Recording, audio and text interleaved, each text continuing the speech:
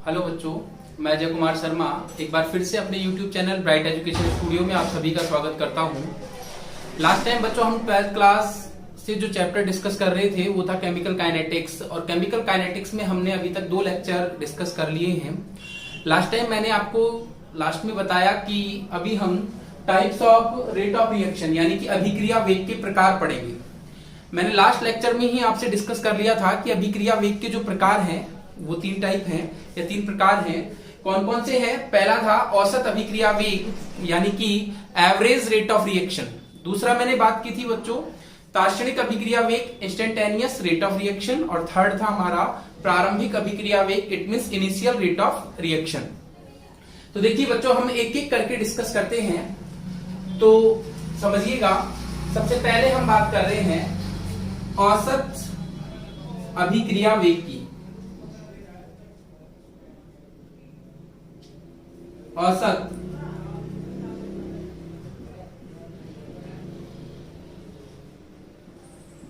अभिक्रिया वेग, it means average rate of reaction. देखिए बच्चों, ये जो औसत अभिक्रिया वेग है इसे मैं अगर रिप्रेजेंट करूं तो इसे हम आर एवरेज से लिख सकते हैं। किससे लिख सकते हैं? आर एवरेज से लिख सकते हैं। जैसा कि हम पहले डिस्कस कर चुके हैं कि अभिक्रिया वेग क्या है।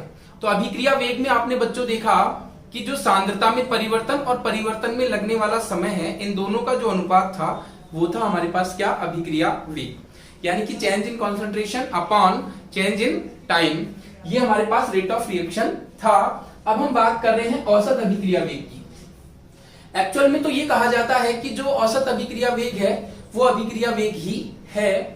तो हम ये कह सकते हैं कि वहां पे हमने देखा था R is equal two plus minus delta C upon delta T। ठीक है, सांद्रता में परिवर्तन बटे परिवर्तन में लगने वाला समय। प्लस माइनस साइन की यूज करते हैं, ये मैंने आपको पहले भी बताया था। माइनस साइन बच्चों रिएक्टेंट्स के लिए है, क्रियाकारक के लिए है, क्योंकि क्रियाकारक की जो सांद्रता है, कॉन्सेंट्रेशन है, वो टाइम के साथ साथ क्या होती जाती है? कम होती जाती है। और प्लस साइन जो है वो प्रोडक्ट की कॉन्सेंट्रेशन के लिए है, क्योंकि जो उत्पाद की सांद्रता है वो टाइम के साथ साथ क्या होती जाती है? बढ़ती जाती है। तो अब देखिएगा, अगर मैं औसत अभिक्रिया वेग की बात करूं तो औसत अभिक्रिया वेग भी क्या है? वही अभिक्रिया वेग ही है। इसमें हम एक निश्चित समय अंतराल लेते हैं। वहां मैंने इकाई समय मानकर डेफिनेशन बनाया था, यहां मैं क्या लूंगा? एक निश्चित समय अंतराल, यानी कि कोई भी डेफिनेट टाइम का इंटरवल ले सकते हैं। तो जैसे मैं क्या लिख सकता हूं यहां पर, इसके लिए जो फॉर्मूला है आर एवरेज के लिए, तो बच्चों औसत जो अभिक्रिया वेग है वो क्या होगा? क्रियाकारक या उत्पाद की सांद्रता में परिवर्तन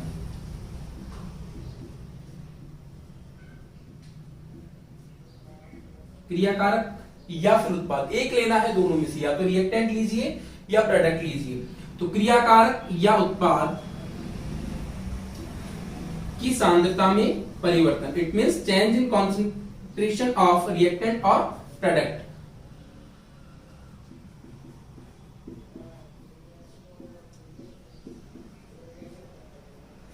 अपॉन परिवर्तन में लगने वाला समय। अब ये जो परिवर्तन में लगने वाला समय है ये टाइम का एक इंटरवल है, कोई एक डेफिनेट टाइम इंटरवल है, यानी कि निश्चित समय अंतराल है। ठीक है, तो मैं नीचे लिख रहा हूं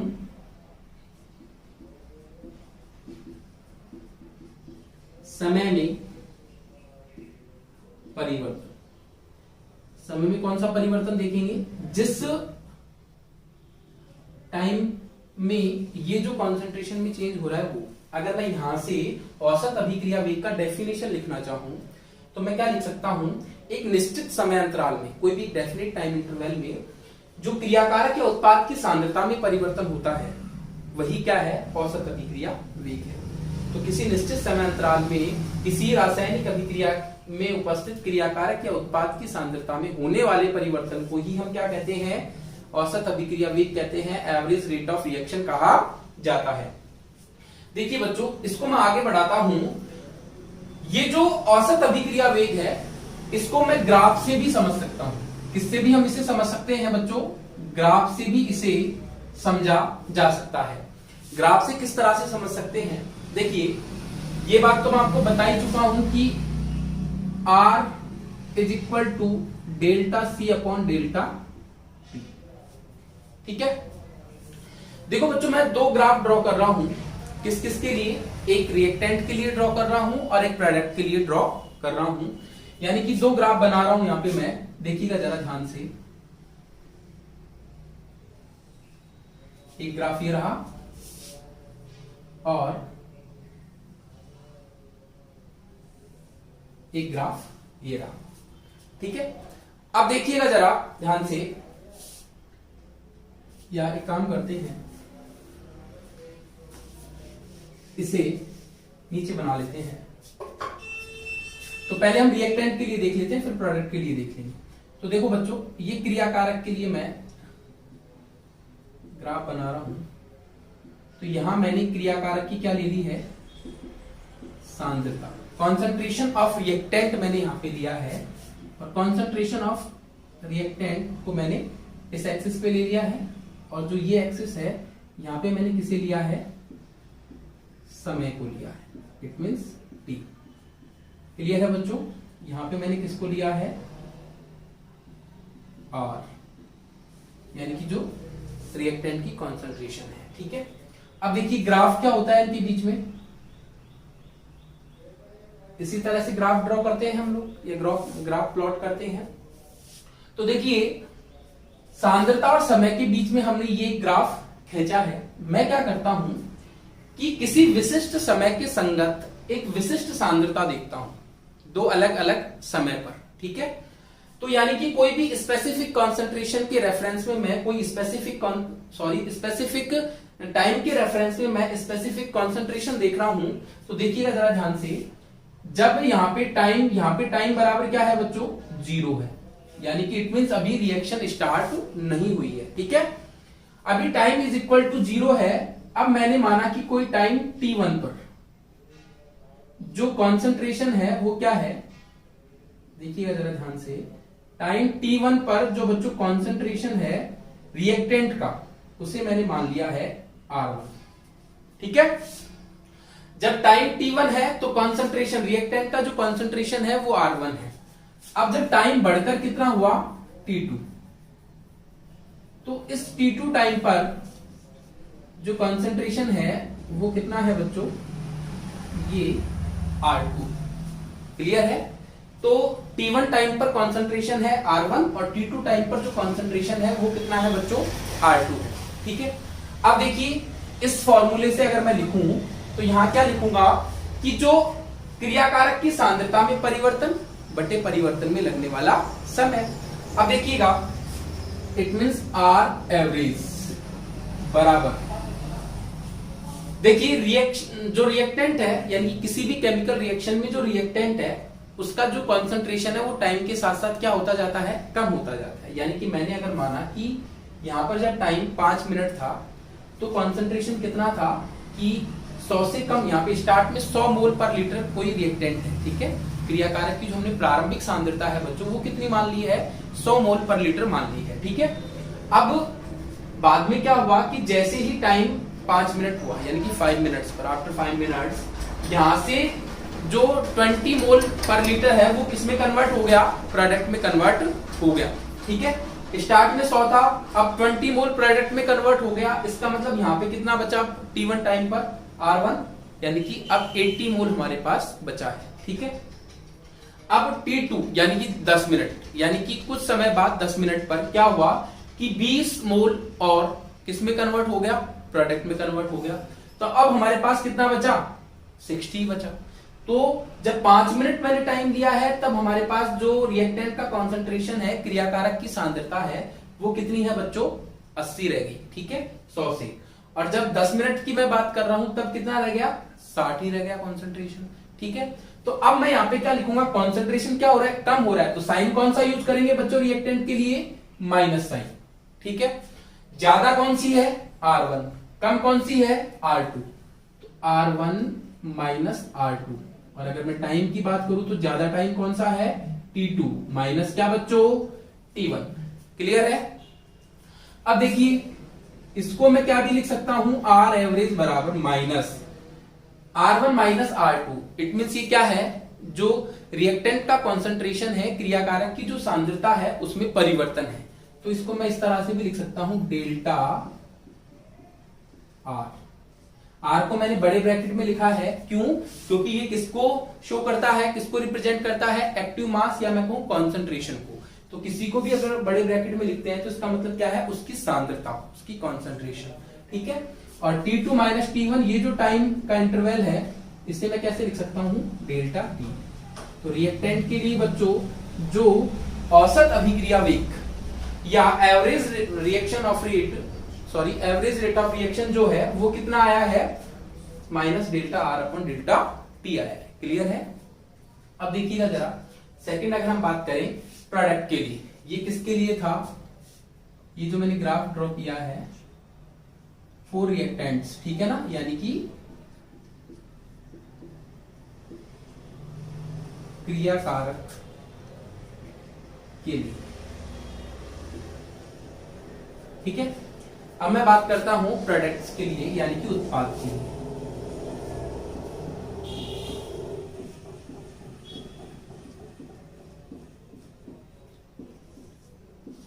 तो देखो बच्चों, उत्पाद के लिए हम कैसे लिख सकते हैं इसे, देखना जरा, पहले हम ग्राफ ड्रॉ कर लेते हैं, ग्राफ प्लॉट कर लेते हैं।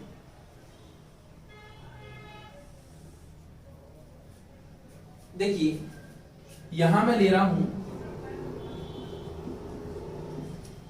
उत्पाद की सांद्रता, यहां मैं क्या ले रहा हूं, कॉन्सेंट्रेशन ऑफ प्रोडक्ट, ठीक है, y एक्सिस पर, और x एक्सिस पर क्या ले लिया मैंने, टाइम, यानी कि समय। समय को मैं t से रिप्रेजेंट कर रहा हूं, और उत्पाद की जो सांद्रता है इसे हम किससे प्रेजेंट कर रहे हैं बच्चों, p से प्रेजेंट कर रहे हैं, ठीक है। अब देखिए जरा, हमें पता है कि जैसे जैसे टाइम बढ़ता जाता है वैसे वैसे क्या होता जाता है, उत्पाद की सांद्रता भी बढ़ती जाती है, यानी कि टाइम बढ़ने के साथ साथ ये देखिए उत्पाद की सांद्रता क्या हो रही है, बढ़ रही है, ठीक है। तो अब अगर मैं बात करूं, मैं वही स्पेसिफिक टाइम के रेफरेंस में स्पेसिफिक कंसंट्रेशन देख रहा हूं, ठीक है, यानी कि विशिष्ट समय के संगत मैं क्या देख रहा हूं, विशिष्ट सांद्रता देख रहा हूं। तो देखिएगा जरा, यहां मैंने टाइम लिया है T1 और यहां मैंने टाइम लिया है क्या बच्चों, T2। अब देखो जो ग्राफ ड्रॉ किया है, सॉरी,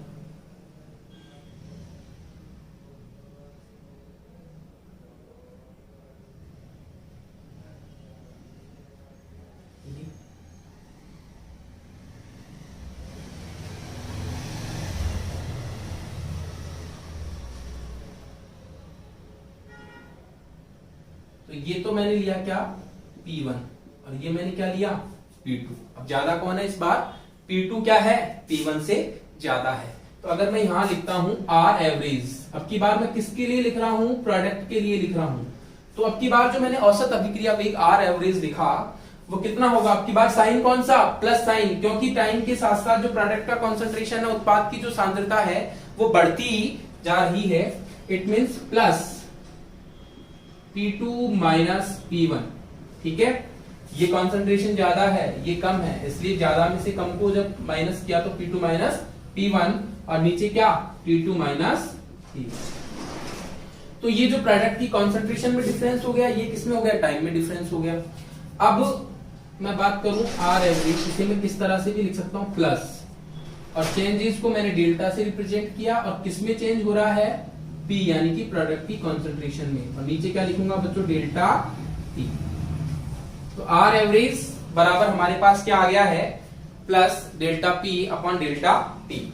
तो अगर हमें क्रियाकारक की बात करनी है तो ये फॉर्मूला लगाएंगे, अगर हमें प्रोडक्ट के लिए बात करनी है तो ये फॉर्मूला यूज करेंगे, ठीक है। और अगर हमें जनरल बात करनी है तो बच्चों हम ये फॉर्मूला यूज कर सकते हैं डायरेक्टली। आपको अगर कोई भी क्वेश्चन अटेम्प्ट करना है न्यूमेरिकल, इसका जो हम अभी डिस्कस करेंगे, तो उसमें आप ये फॉर्मूला आप डायरेक्टली क्या कर सकते हैं, यूज कर सकते हैं। प्रोडक्ट के प्लस माइनस, देखिए न्यूमेरिकल में प्लस माइनस साइन आपको यूज नहीं करना है, आपको जो भी कॉन्सेंट्रेशन दी गई है, चाहे वो रिएक्टेंट्स की है चाहे वो प्रोडक्ट की है, ठीक है, तो वो जो कॉन्सेंट्रेशन दी गई है उसमें आपको चेंज लिखना है, ठीक है, उसमें आपको क्या देखना है, चेंज देखना है कि चेंज कितना हो रहा है, और चेंज देखने के लिए आपको जो भी बड़ा वैल्यू है उसमें से छोटे वैल्यू को क्या कर देना है, माइनस कर देना है, समझ रहे हैं, ठीक है। अब अभिक्रिया वेग यानी कि औसत अभिक्रिया वेग जो पहला टाइप था अभिक्रिया वेग का, उसको हमने यहाँ पे देख लिया है। लेकिन अगर मैं बात करूं कि जो द्रव्यानुपाती क्रिया नियम है, आपको मैं पहले भी बता चुका हूं इसी चैप्टर में, द्रव्यानुपाती क्रिया नियम क्या है। द्रव्यानुपाती क्रिया नियम जो है, मास एक्शन लॉ, जो गुलबर्ग-वागे का नियम भी है, उसमें मैंने आपको बताया था कि द्रव्यानुपाती क्रिया नियम ये कहता है कि किसी भी रासायनिक अभिक्रिया का वेग, इट मींस स्मॉल आर, वो हमेशा किस पर डिपेंड करेगा, जो क्रिया कारकों की सांद्रताओं का गुणनफल है, यानी कि multiplication of concentration of reactants, ठीक है, या फिर मैं कहूं multiplication of multiplication of active mass of reactants, यानी कि क्रिया कारकों के सक्रिय द्रव्यमानों का गुणनफल या क्रिया कारकों की सांद्रताओं का गुणनफल, इस पर ये क्या करेगा, निर्भर करेगा, कौन, अभिक्रिया का वेग। क्लियर है बच्चों। तो अब मुझे बताइए कि जब टाइम स्टार्ट में 0 है, ठीक है, तब अभिक्रिया स्टार्ट ही नहीं हुई है, और जब अभिक्रिया स्टार्ट ही नहीं हुई है, इट मींस यहां पर जो रिएक्टेंट है वो मैक्सिमम है, ठीक है। अब जब रिएक्टेंट मैक्सिमम है तो जैसे जैसे टाइम बढ़ता जा रहा है वैसे वैसे रिएक्टेंट क्या होता जा रहा है, कम होता जा रहा है, ठीक है। यानी कि हम ये कहेंगे कि अलग अलग समय पर अलग अलग टाइम पर जो रिएक्टेंट है यानी कि जो क्रियाकारक है उसकी सांद्रता है वो क्या है, अलग अलग। शुरू में अलग थी, जैसे ही थोड़ा सा टाइम बढ़ा अब कॉन्सेंट्रेशन थोड़ा सा कम होके अलग हो गई है, फिर और टाइम बढ़ा कॉन्सेंट्रेशन और कम हुई है, यानी कि बार बार टाइम के साथ साथ जो रिएक्टेंट की जो कॉन्सेंट्रेशन है, क्रियाकारकों की जो सांद्रता है वो क्या होती जा रही है, बदलती जा रही है। अब बच्चों अगर रिएक्टेंट की कॉन्सेंट्रेशन बदलती जा रही है तो इट मींस हम क्या कह सकते हैं कि जो एवरेज रेट ऑफ रिएक्शन है ये भी क्या होता जा रहा है, चेंज होता जा रहा है। समझ रहे हैं मेरी बात को। तो मैं क्या कह सकता हूं कि औसत अभिक्रिया वेग को हम किसी भी अभिक्रिया के लिए वास्तविक वेग नहीं मान सकते हैं। औसत अभिक्रिया वेग को हम किसी भी अभिक्रिया के लिए वास्तविक वेग नहीं मान सकते हैं। इसलिए इस औसत अभिक्रिया वेग की तुलना में तात्क्षणिक अभिक्रिया वेग ज्यादा सही माना गया है। अगर बिल्कुल किसी पॉइंट पर हम बात करें तो वो क्या है, तात्क्षणिक अभिक्रिया वेग है, उसे औसत अभिक्रिया वेग की तुलना में ज्यादा सही माना गया है। लेकिन न्यूमेरिकल पोर्शन की अगर बात करें तो जितने भी न्यूमेरिकल्स वगैरह बनेंगे वो ज्यादातर कहां से सॉल्व होंगे, औसत अभिक्रिया वेग से सॉल्व होंगे, यानी कि इसी फॉर्मूले के बेस पे न्यूमेरिकल्स बनकर आएंगे। ठीक है, तो मैं नेक्स्ट जो टाइप है कौन सा है, तात्क्षणिक अभिक्रिया वेग, वो डिस्कस कर रहा हूं। तो देखिएगा एक बार सामने,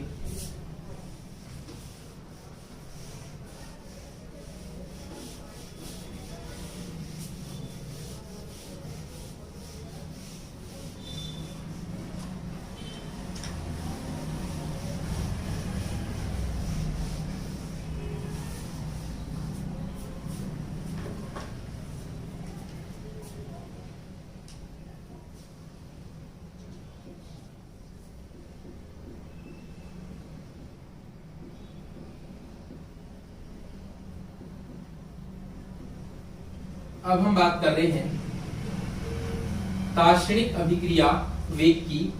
इट मीन्स इंस्टेंटेनियस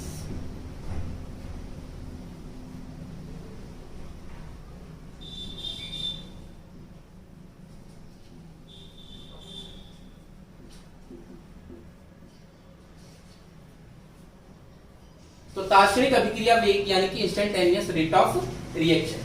देखो बच्चों, ये इंस्टेंटेनियस जो रेट ऑफ रिएक्शन है ये क्या है, किसी भी पर्टिकुलर पॉइंट पर या किसी भी पर्टिकुलर टाइम पर जो अभिक्रिया का वेग है वही तात्क्षणिक अभिक्रिया वेग है।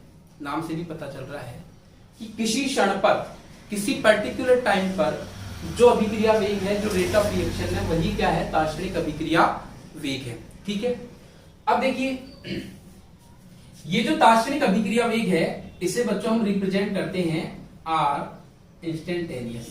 ठीक है, इस तरह से। अब देखिएगा जो तार्क्षणिक अभिक्रिया वेग है इसे हम जब भी ज्ञात करेंगे, ये हमेशा ज्ञात किया जाएगा एक सूक्ष्म समय अंतराल के लिए। एक सूक्ष्म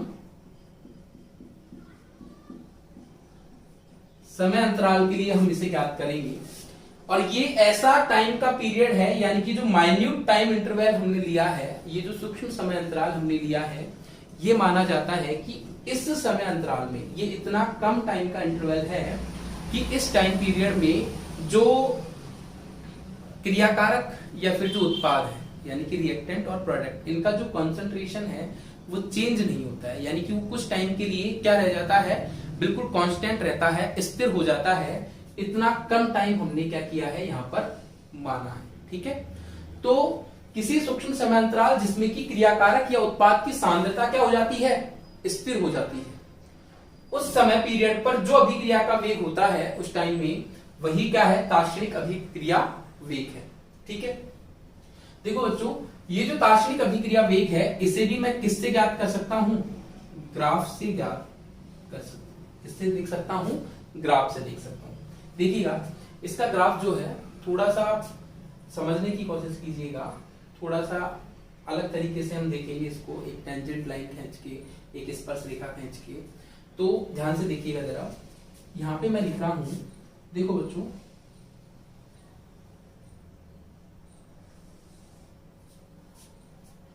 मैंने क्या किया कि इधर मैंने ले लिया क्या, सांद्रता, ठीक है, और यहां मैंने बात की किसके बारे में, टाइम, यानी कि समय के बारे में। इसको अपन टी मान लेते हैं, इसको अपन क्या किससे प्रेजेंट कर लेते हैं, सी से प्रेजेंट कर लेते हैं। तो बच्चों, मैंने इस एक्सिस पर सांद्रता लिया है जिसे सी से रिप्रेजेंट किया है, और यहां पे क्या लिया है, टाइम, जिसे हमने टी से रिप्रेजेंट किया है। अब देखिए बच्चों, मैं क्या कर रहा हूं कि एक ग्राफ बना रहा हूं, किसके बीच में, सांद्रता और समय के बीच में। और ये जो मैंने ग्राफ ड्रॉ किया है, ये मैंने क्रियाकारक के लिए खींचा है, यानी कि रिएक्टेंट के लिए। क्यों? क्योंकि जैसे जैसे समय बढ़ता है वैसे वैसे क्रियाकारक की सांद्रता क्या होती जाती है, कम होती जाती है। तो देखिएगा जरा, यहां पे मैंने क्या किया, एक बिल्कुल सूक्ष्म समय अंतराल, समय का जो अक्ष है, यहां पे मैंने एक सूक्ष्म समय अंतराल मान लिया, ठीक है, और इस सूक्ष्म समय अंतराल के संगत ही मैंने क्या मान लिया, सांद्रता अक्ष पर एक जो सांद्रता में परिवर्तन मान लिया कि ये जो सूक्ष्म समय अंतराल है उसमें सांद्रता क्या है, यानी कि सांद्रता को अपन स्थिर मान रहे हैं, लेकिन ये जो टाइम पीरियड है इसके दौरान सांद्रता क्या रहेगी, वो मैंने इस पॉइंट पर, यानी कि इस एक्सिस पर मान ली है, ठीक है। अब देखिएगा जरा, यहां से मैं एक लाइन इधर बनाता हूं और एक लाइन इधर बनाता हूं।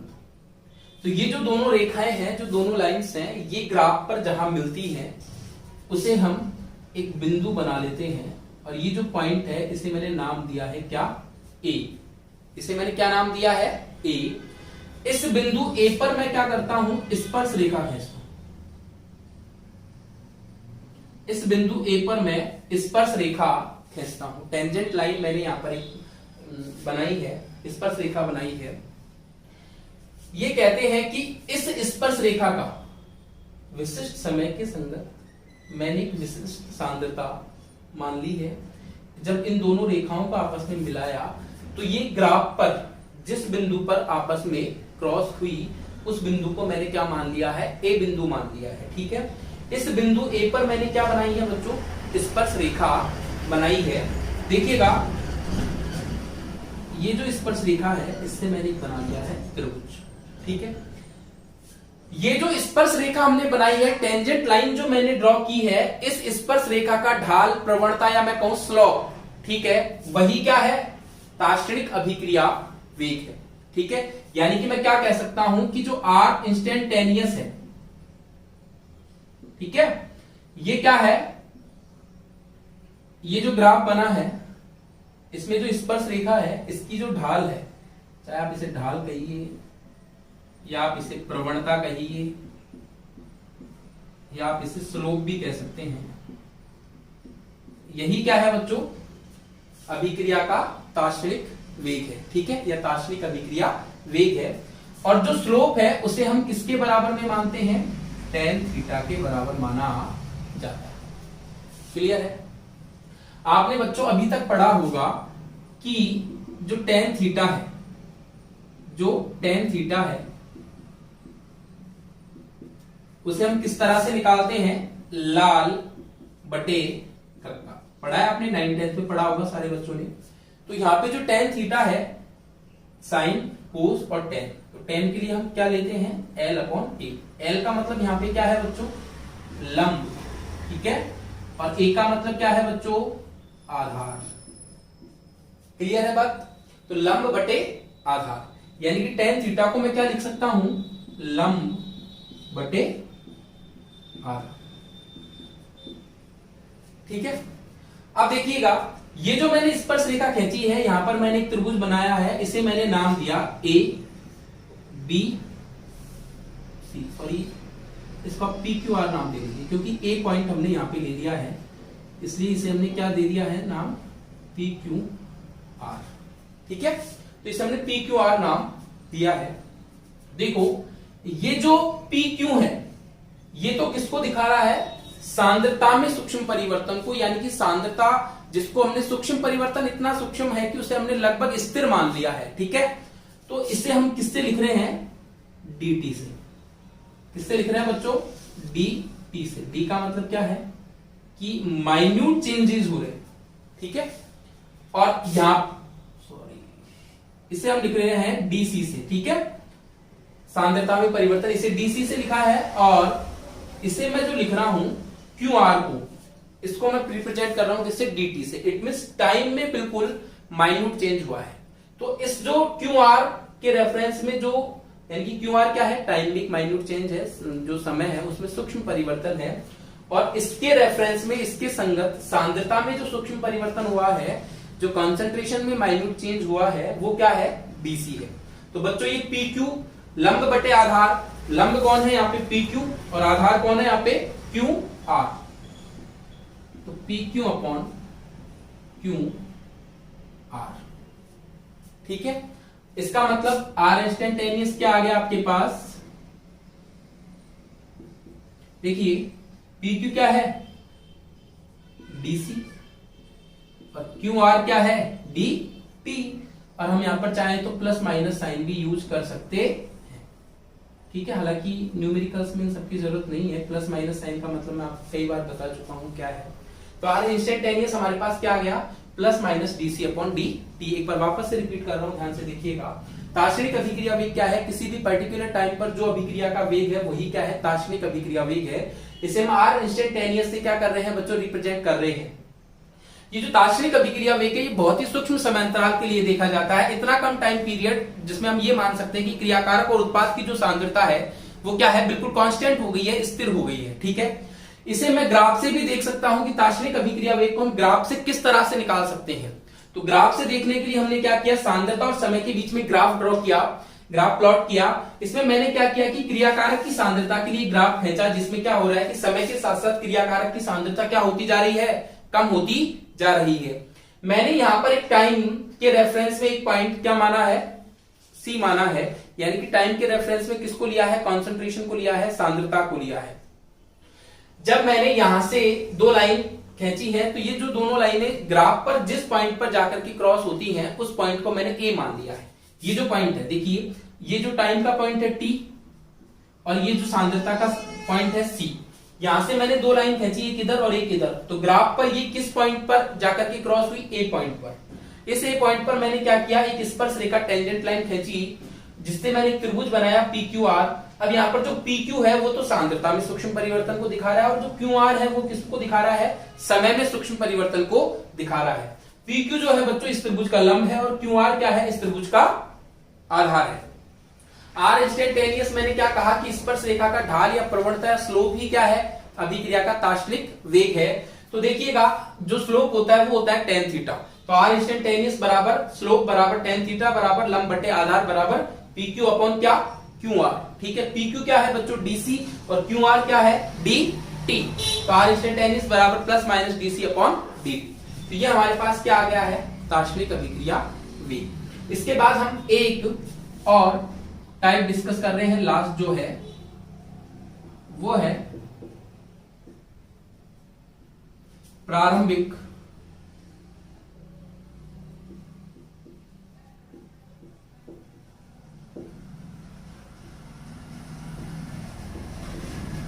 अभिक्रिया वेग, इनिशियल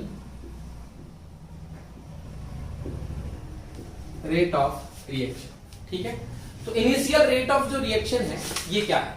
देखो नाम से पता चल रहा है प्रारंभिक अभिक्रिया वेग, यानी कि प्रारंभ में जो अभिक्रिया का वेग होगा वही प्रारंभिक अभिक्रिया वेग होगा। प्रारंभ कब? यानी कि जब रिएक्शन स्टार्ट ही नहीं हुई है। ठीक है, या रिएक्शन के बिल्कुल स्टार्ट में जो रेट ऑफ रिएक्शन होगा वही क्या है? इनिशियल रेट ऑफ रिएक्शन है। तो देखिए बच्चों, अगर मैं बात करूं कि किसी भी रासायनिक अभिक्रिया में कोई क्रियाकारक किसमें बदल रहा है? उत्पाद में बदल रहा है। तो जब अभिक्रिया शुरू नहीं हुई है, it means time is equal to T बराबर 0। ठीक है, time it means T is equal to 0। ठीक है, तो देखिए जब टाइम बराबर 0 है, टाइम बराबर जब 0 है तो इट मीन्स जो कॉन्सेंट्रेशन है किसका? रिएक्टेंट का, वो मैक्सिमम है। क्योंकि अभी अभिक्रिया शुरू नहीं हुई है, इसलिए क्रियाकारक ने उत्पाद में बदलना शुरू नहीं किया है। तो जो क्रियाकारक की अभी बच्चों सांद्रता है वो मैक्सिमम है, अधिकतम है। ठीक है, लेकिन जैसे ही रिएक्टेंट कन्वर्ट होना स्टार्ट करेगा किसमें? प्रोडक्ट में। तो प्रोडक्ट में जैसे ही रिएक्टेंट कन्वर्ट होना स्टार्ट करेगा, प्रोडक्ट का धीरे धीरे कॉन्सेंट्रेशन बढ़ना स्टार्ट होगा। लेकिन अभी स्टार्ट में तो प्रोडक्ट का कॉन्सेंट्रेशन कितना है? 0 है। तो शुरू में क्रियाकारक की सांद्रता अधिकतम है और उत्पाद की जो सांद्रता है बच्चों वो क्या है? न्यूनतम, इट मींस 0 है। ठीक है, और हमें पता है द्रव्यानुपाती क्रिया नियम से कि अभिक्रिया का वेग क्रियाकारकों की सांद्रता के सीधे समानुपाती है। तो प्रारंभ में जब क्रियाकारक की सांद्रता अधिकतम है तो अभिक्रिया का वेग भी क्या होगा? अधिकतम होगा। तो डेफिनेशन की बात करें तो बस इतना लिखना है कि किसी भी रासायनिक अभिक्रिया में शुरुआत में या मैं कहूं प्रारंभ में क्रियाकारक की सांद्रता अधिकतम होती है और इस समय ही जो प्रारंभिक अभिक्रिया वेग है वो भी क्या होगा? अधिकतम होगा। ठीक है, अगर इसे हम ग्राफ से समझना चाहें तो देखिए जरा ध्यान से, ग्राफ से इसे हम समझिए तो कैसे समझ सकते हैं? वही एक ग्राफ बना रहे हैं, किसके बीच में? सांद्रता और समय के बीच में एक ग्राफ बना रहे हैं। देखना जरा ध्यान से, सांद्रता और समय के बीच में जब हम एक ग्राफ बना रहे हैं तो यहां मैंने ली है सांद्रता, इट मींस C। ठीक है बच्चों, और यहां मैंने किसे लिया है? समय को लिया है, इट मींस T। क्लियर है? देखिए वही मैं एक ग्राफ ड्रॉ कर रहा हूं, किसके लिए? क्रियाकारक के लिए। ठीक है, जैसे जैसे समय बढ़ रहा है, जैसे जैसे समय लेफ्ट टू राइट अगर हम जा रहे हैं तो टाइम क्या हो रहा है? बढ़ रहा है। ठीक है, तो जैसे जैसे समय बढ़ रहा है वैसे वैसे सांद्रता क्या हो रही है? कम हो रही है। क्योंकि किसकी सांद्रता देख रहे हैं हम यहाँ पे? क्रियाकारक की सांद्रता देख रहे हैं। ठीक है, किसकी देख रहे हैं? क्रियाकारक।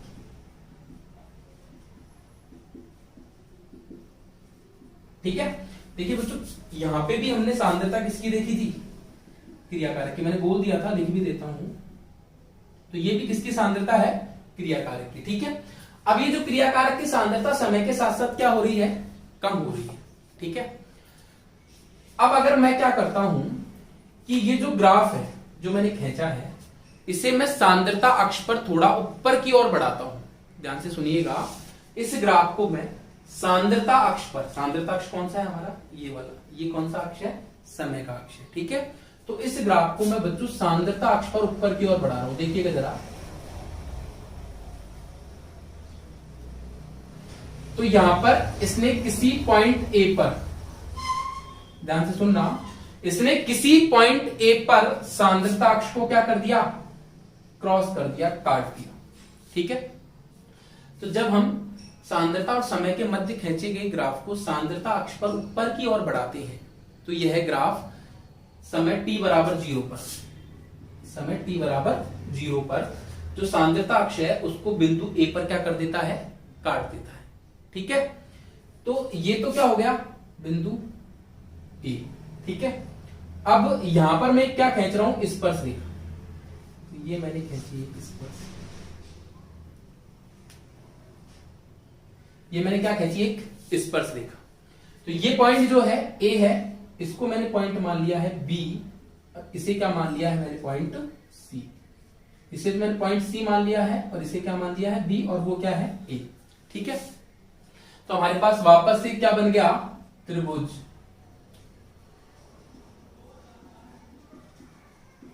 ए बी सी से, जो ट्रायंगल बना, त्रिभुज बना ए बी सी से। अब वापस देखिएगा बच्चों, सांद्रता और समय के मध्य खींचे गए ग्राफ में सांद्रता अक्ष की तरफ हम ग्राफ को ऊपर की ओर बढ़ाते हैं, तो ये जो ग्राफ है t बराबर 0 पर, यानी कि समय जब 0 है तब ये सांद्रता अक्ष को बिंदु A पर काटता है। ठीक है, इस बिंदु A के या इस बिंदु A पर खींची गई जो टेंजेंट लाइन है, स्पर्श रेखा है, उसका ढाल ही, उसका स्लोप ही, उसकी प्रवणता ही किसको बता रही है, प्रारंभिक अभिक्रिया वेग को बता रही है। ठीक है, यानी कि मैं क्या लिख सकता हूं यहां पे कि जो R इनिशियल जो होगा, R इनिशियल, इसे हम किससे रिप्रेजेंट कर सकते हैं, R इनिशियल से। ठीक है, तो जो R इनिशियल होगा वो हमारे पास क्या होगा बच्चों, स्लोप, यानी कि ढाल या प्रवणता। और आपको पता है स्लोप क्या होता है, tan थीटा। आपको यह भी पता है कि tan थीटा क्या होता है, लंब बटे आधार, it means L upon A होता है। और आपके पास लंब बटे आधार क्या है इस बार, A B upon B C, तो ए बी बटे क्या, बी सी।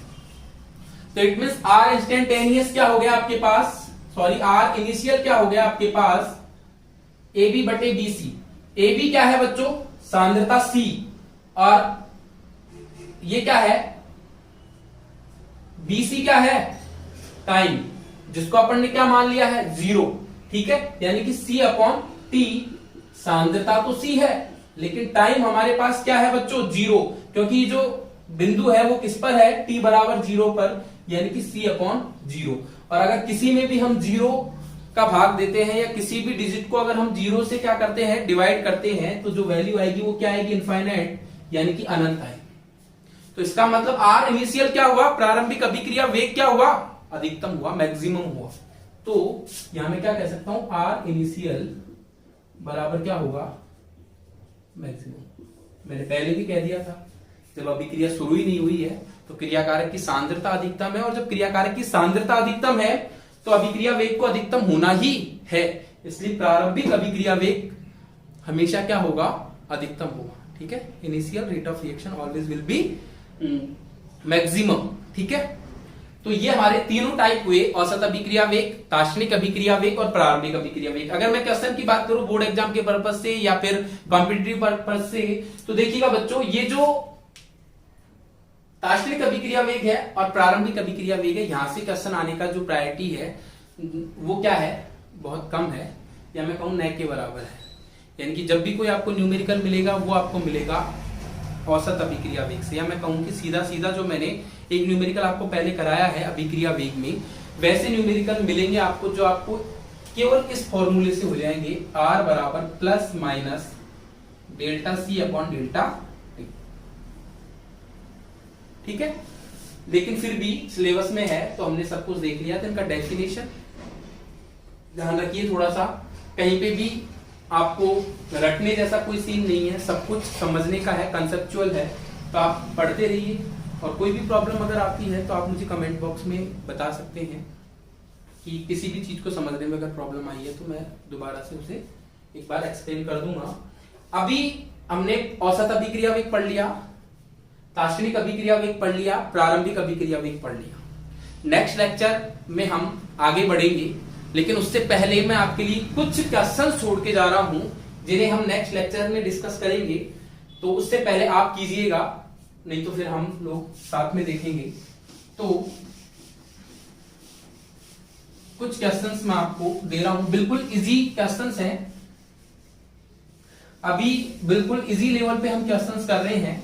जब हमारे 4-5 लेक्चर हो जाएंगे तो जितना भी हम टॉपिक कवर कर चुके होंगे उस टॉपिक से रिलेटेड हम नीट और आईआईटी के क्वेश्चंस भी एक बार देख लेंगे कि जो अभी तक आ चुके हैं या किस तरह के क्वेश्चंस पूछे जाते हैं, यानी कि क्वेश्चंस के लेवल को थोड़ा सा बढ़ा लेंगे। ठीक है, तो अभी केवल हम बोर्ड के पर्पज से देख रहे हैं, आरबीएसई और सीबीएसई के पर्पज से देख रहे हैं, उसके बाद हम नीट आईआईटी जेईई इस लेवल पे भी क्वेश्चंस को ले चलेंगे।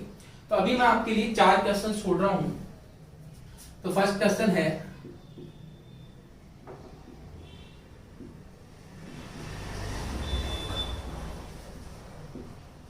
अभिक्रिया वेग की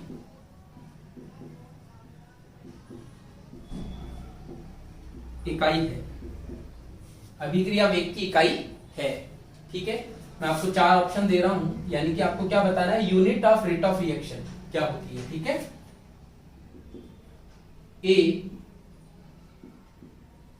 मोल litre inverse second inverse, B है बच्चों mole litre inverse minute inverse, C है mole litre inverse hour inverse, और लास्ट है ऑल ऑफ दीज। लास्ट क्या है, ऑल ऑफ दीज, ठीक है। नेक्स्ट क्वेश्चन आपके लिए है कि यदि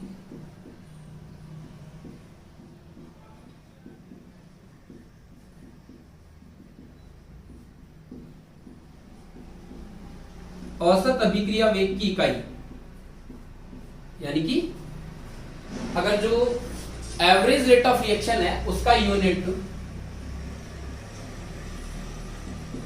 मोल लीटर इनवर्स सेकंड इनवर्स, यदि औसत अभिक्रिया वेग की इकाई मोल लीटर इनवर्स सेकंड इनवर्स है, तो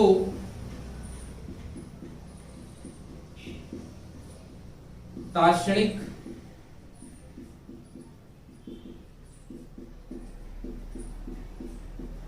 अभिक्रिया वेग की इकाई क्या होगी, ठीक है।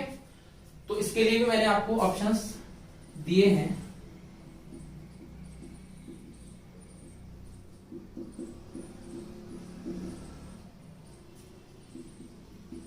मोल इनवर्स 2 लीटर सेकंड इनवर्स,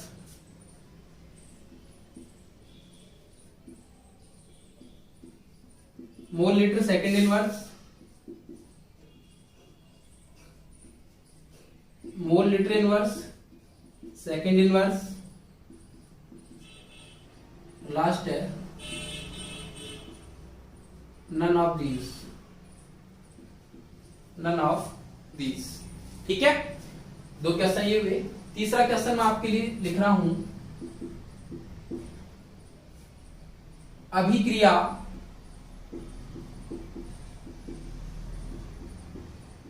ए बदल रहा है, अभिक्रिया में ए बदल रहा है, किसमें, बी में, के लिए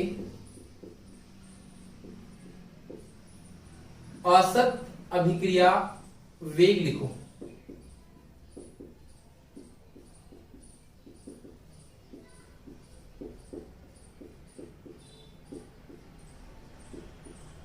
के लिए औसत अभिक्रिया वेग लिखो, यानी कि एक रिएक्शन है, केमिकल रिएक्शन है जिसमें A change into B, A B में चेंज हो रहा है, उसके लिए आपको एवरेज रेट ऑफ रिएक्शन लिखना है, ठीक है। और लास्ट जो क्वेश्चन है,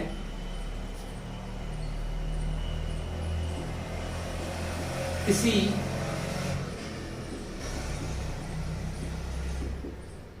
रासायनिक अभिक्रिया, किसी रासायनिक अभिक्रिया में, किसी रासायनिक अभिक्रिया में क्रियाकारक की प्रारंभिक सांद्रता, किसी रासायनिक अभिक्रिया में क्रियाकारक की प्रारंभिक सांद्रता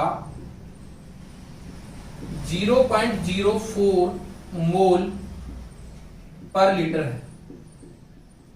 जो आपको कोई भी केमिकल रिएक्शन है उसमें जो इनिशियल कॉन्सेंट्रेशन है रिएक्टेंट की, वो आपको कितना गिवन है, 0.04 मोल पर लीटर गिवन है। 25 मिनट बाद, आफ्टर 25 मिनट्स, 25 मिनट बाद क्रियाकारक की सांद्रता,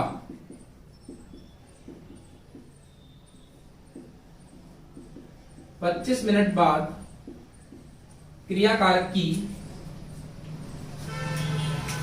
सांद्रता 0.03 मोल पर लीटर रह जाती है। तो औसत अभिक्रिया वेग की गणना,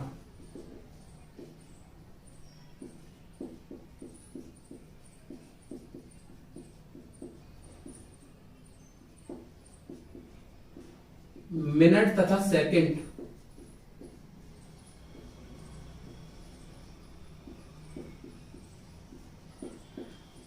दोनों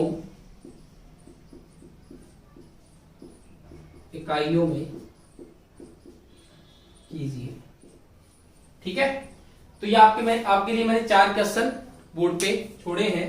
इसमें कोई भी केमिकल रिएक्शन है जिसमें इनिशियल कॉन्सेंट्रेशन ऑफ रिएक्टेंट कितना है गिवन 0.04 मोल पर लीटर गिवन है। अब आफ्टर 25 मिनट्स क्या होता है कि जो कॉन्सेंट्रेशन ऑफ रिएक्टेंट है वो 0.04 मोल पर लीटर से कितना रह जाता है, 0.03 मोल पर लीटर रह जाता है। ठीक है, तो इसके लिए ये जो मैंने पूरा रिएक्शन लिखा है, जो क्वेश्चन लिखा है, इसमें आपको rate average rate of reaction आपको डिटरमाइन करना है, किसमें, मिनट में भी और सेकंड में भी। औसत अभिक्रिया वेग को मिनट और सेकंड दोनों में आपको क्या करना है, ज्ञात करना है। ठीक है, तो ये 4 क्वेश्चन है। आप इन चारों क्वेश्चन के आंसर मेरा नेक्स्ट वीडियो लेक्चर आने से पहले मुझे कमेंट बॉक्स में भी कमेंट करके बता सकते हैं। इन चारों क्वेश्चंस को मैं नेक्स्ट क्लास में डिस्कस करूंगा। ठीक है, तो नेक्स्ट क्लास में हम रस समीकरण मिति स्टाइकियोमेट्री पे आएंगे कि इसका स्टाइकियोमेट्री से अभिक्रिया के वेग पर क्या फर्क पड़ता है, ये सब हम देखेंगे। तो वापस मिलते हैं बच्चों नेक्स्ट लेक्चर में। Thank you so much.